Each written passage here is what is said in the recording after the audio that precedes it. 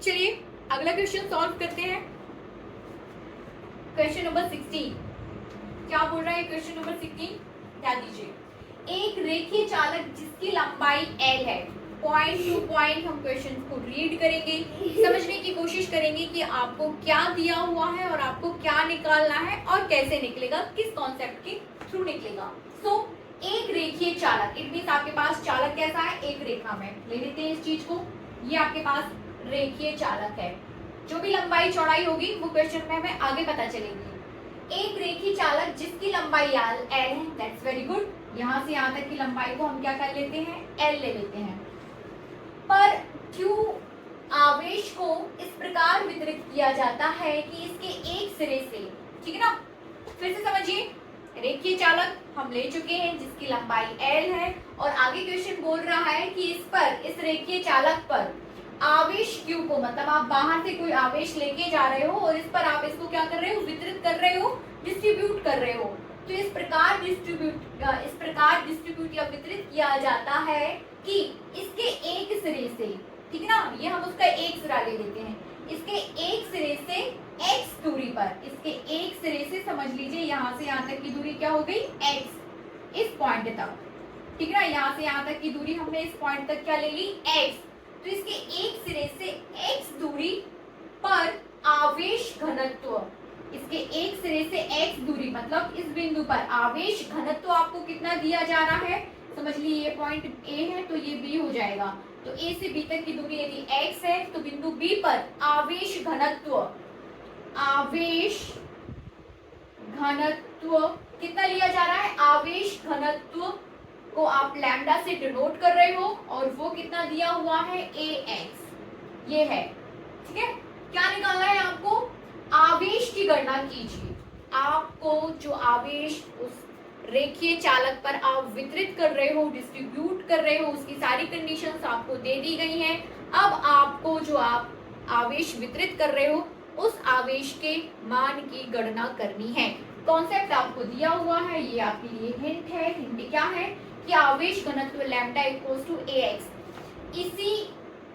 इसी कॉन्सेप्ट को हम यूज करके आवेश की गणना करेंगे, ठीक है। सारी चीजें आपको दी हुई है, कहाँ से सॉल्व करें, कहाँ से स्टार्ट करें इसको। तो ये देखिए, सबसे पहले हम क्या करते हैं, ठीक है ना, हम इसे सॉल्व कर रहे हैं, सॉल्व, ठीक है ना। ये आपका चालक हो गया, ठीक है, जिसकी लंबाई यहाँ से यहाँ तक L है, ये बिंदु A हो जाएगा, ये B हो जाएगा, यहाँ से यहाँ तक x है और इस बिंदु पर लैम्डा इक्वल टू क्या है? ax। हमें क्या निकालना है? हमें पूरा आवेश निकालना है जिस पर आपने इसको, जितना आवेश इस पर आपने वितरित किया है इस चालक पर, उस आवेश की गणना करनी है। एंड दैट इज, वो कितना हो जाएगा? q, और वो हमें निकालना है। लैम्डा इक्वल टू आपके पास दिया हुआ है ax, कोई दिक्कत नहीं है। हम क्या लेके चलेंगे? सबसे पहले हम ये मान लेते हैं कि माना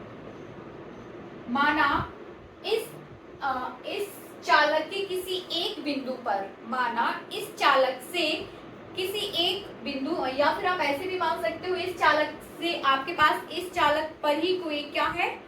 dx एक अल्पांश है। माना क्या है? आपके पास एक ds अल्पांश है, ठीक है ना। और इस अल्पांश पर आवेश कितना हो जाएगा? इस अल्पांश का आवेश जो है वो हो जाएगा हमारे पास dq equals to lambda dx। इस अल्पांश पर, छोटे से अल्पांश की आप बात कर रहे हो, तो उस अल्पांश पर आवेश कितना हो जाएगा? dq equals to lambda dx, ठीक है ना। आपको dq नहीं चाहिए, आपको क्या चाहिए? कुल आवेश। तो कुल आवेश कितना हो जाएगा? कुल आवेश, और कुल आवेश इक्वल्स टू हो जाएगा q, ठीक है ना। अब कुल आवेश के लिए आपको क्या करना होगा? कुल आवेश निकालने के लिए आपको इस ऊपर जो आपके पास इक्वेशन आया है जो अल्पांश के लिए है, एंड वो क्या है? dq equals to lambda dx, इसको आप इंटीग्रेट कर लीजिए। हमेशा इंटीग्रेशन जो है या समाकलन आपको कुल वैल्यू को प्रदर्शित करता है। तो q इक्वल्स टू हो जाएगा कहाँ से कहाँ तक, किस लिमिट से किस लिमिट तक हम इसे इंटीग्रेट करेंगे? फ्रॉम 0 to L, क्योंकि चालक की लंबाई कहाँ तक दी हुई है आपसे? 0 to L, यहाँ से 0 और यहाँ जैसे जैसे आप आगे बढ़ोगे और फाइनल तक पहुंचेंगे, उसके उच्चतम बिंदु तक पहुंचे तो उसकी लंबाई क्या हो जाएगी L।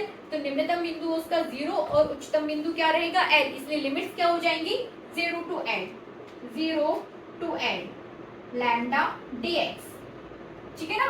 Lambda dx Q equals to lambda कितना दिया हुआ है, लैम्डा आपके पास है ax, so 0 to L ax। Solve कर दीजिए dx, ठीक है ना। सॉल्व करिए, a कांस्टेंट है उसे आप बाहर ले लीजिए, 0 to L ये हो जाएगा x dx। आगे जब आप x का dx के रिस्पेक्ट में इसे इंटीग्रेट करेंगे, समाकलित करेंगे, तो आपको कितना मिल जाएगा,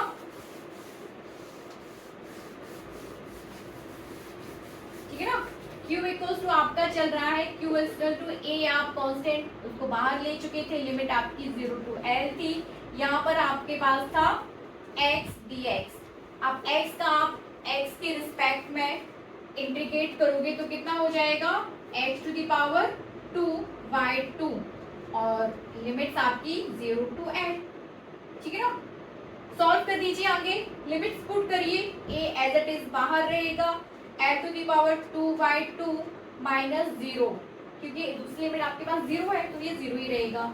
0 x की जगह आपको 0 लिखना है, तो पूरा आप जब सॉल्व करोगे तो आपको 0 ही मिलेगा। तो फाइनल आंसर आपके पास Q इक्वल्स टू हो जाएगा a L²/2, a L²/2। तो आंसर क्या रहेगा, आंसर ये है कि जब इस प्रकार की पूरी स्थिति, जबकि एक आवेग रेखीय चालक पर आपने L लंबाई का आपके पास रेखीय चालक है, उस पर आपने Q आवेश को क्या कर दिया है, वितरित कर दिया है, और उसके किसी एक बिंदु पर आवेश घनत्व लैम्डा इक्वल्स टू ax है। ऐसी स्थिति में जो आप आवेश वितरित कर रहे हो, उस वितरित आवेश की वैल्यू या उसका मान जो हो जाएगा, या उसके द्वारा जो कुल आवेश हो जाएगा Q equals to a L²/2। Thank you so much.